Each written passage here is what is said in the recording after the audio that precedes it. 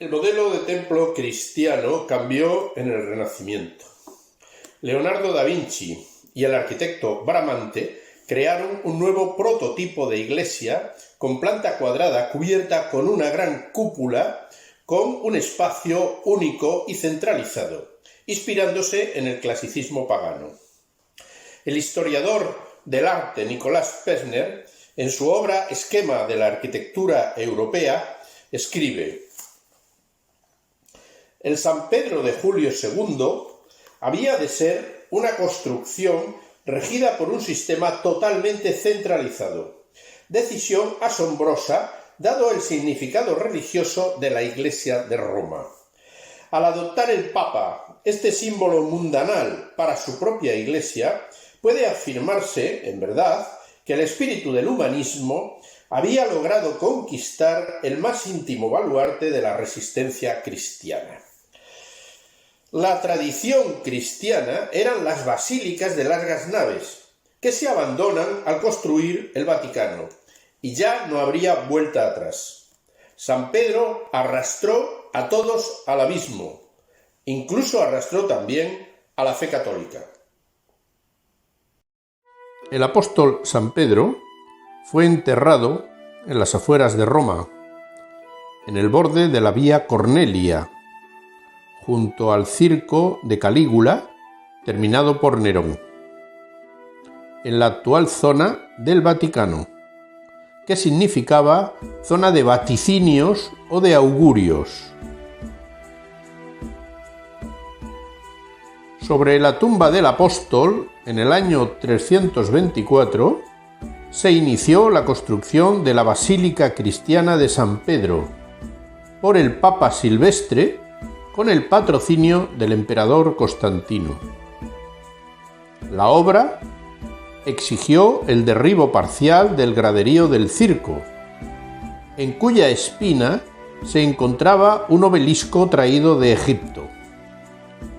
Este elemento fue el único resto del estadio para las carreras de cuadrigas que no desapareció, siendo instalado en el siglo XVI en el centro de la Plaza de San Pedro por el Papa Sixto V. Para construir la enorme basílica de 5 naves se utilizaron 86 columnas de mármol con sus capiteles, reaprovechadas de otros edificios abandonados o en ruinas. Con este templo se adaptaba la arquitectura de las salas civiles y judiciales romanas al nuevo uso del cristianismo, oficializado ya en el imperio. La Iglesia renunció al modelo de templo pagano, precisando de grandes espacios para un culto masivo. Siguiendo este modelo basilical, se levantaron en Roma otros grandes templos paleocristianos, como San Juan de Letrán, San Pablo Extramuros o Santa María la Mayor. La violenta historia medieval de la ciudad afectó a San Pedro, que fue varias veces saqueado, llegando a amenazar ruina. Al ser elegido Papa Julio II, en el siglo XVI, su política abarcó un ambicioso plan de obras para llevar al Vaticano la sede pontificia, abandonando la Basílica de San Juan de Letrán, residencia histórica de los papas. Entre el Belvedere y el Vaticano, el arquitecto Bramante construyó un edificio alargado, el Cortile del Belvedere, para colocar allí las estancias papales, que fueron pintadas al fresco por Rafael. En el interior del Belvedere se levantaron un teatro al aire libre y jardines para fiestas y espectáculos. Incluso se celebraron batallas navales en una gran piscina. Pero el gran proyecto de Julio era hacer una nueva catedral, derribando la vieja basílica. Su arquitecto, Donato Bramante, decidió el modelo de templo, con una planta centrada y cubierta por una gran cúpula. La iglesia tendría 4 ábsides, 4 torres, 4 entradas y el altar colocado en el centro del espacio. Dentro de la catedral se levantaría también la propia tumba del Papa, encargada a Miguel Ángel, con esculturas de personajes bíblicos y figuras de esclavos que quedó incompleta. Como primera medida, se derribó la Basílica de Constantino, perdiéndose numerosas obras de arte en frescos y elementos escultóricos. El núcleo de la iglesia de Bramante eran 4 enormes pilares en el centro para sustentar la gran cúpula, similar en dimensiones a la del Panteón de Agripa. Pero la estructura estaba solamente iniciada cuando falleció el arquitecto.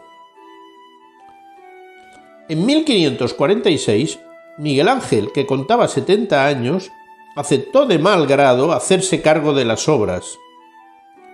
Con la ayuda del arquitecto español Juan Bautista de Toledo y de Giacomo Vignola, pudo realizar el monumental templo, aunque no llegó a ver construida ni la cúpula ni la fachada principal. Su discípulo, Giacomo de la Porta, continuó las obras de San Pedro, cerrando el cascarón de la cúpula, a la que dio un ligero peralte apuntado para hacerla más visible desde la plaza. Ya en el siglo XVII, para el diseño de la portada, se convocó un concurso que ganó Carlo Maderno, autor del pórtico actual de San Pedro. Aunque inicialmente se proyectaron 2 campanarios que finalmente se eliminaron. Este programa de construcciones monumentales exigió un complejo sistema de financiación que acabó arruinando a la iglesia.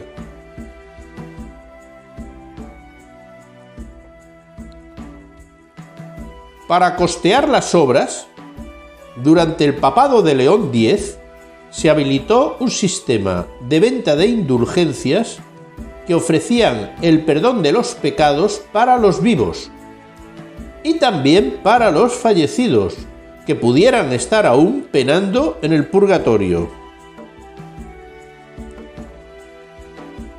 Los abusos de su venta masiva por toda Europa acabó generando el desprestigio de Roma y el nacimiento del protestantismo en Alemania.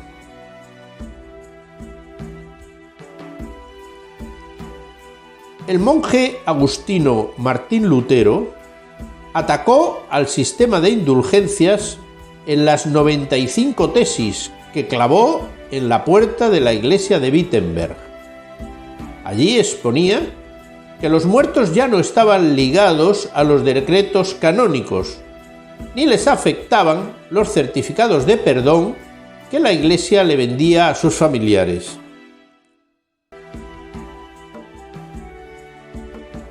El protestantismo luterano acusó a Roma de que San Pedro se construyera con la piel, la carne y los huesos de las ovejas de la Iglesia.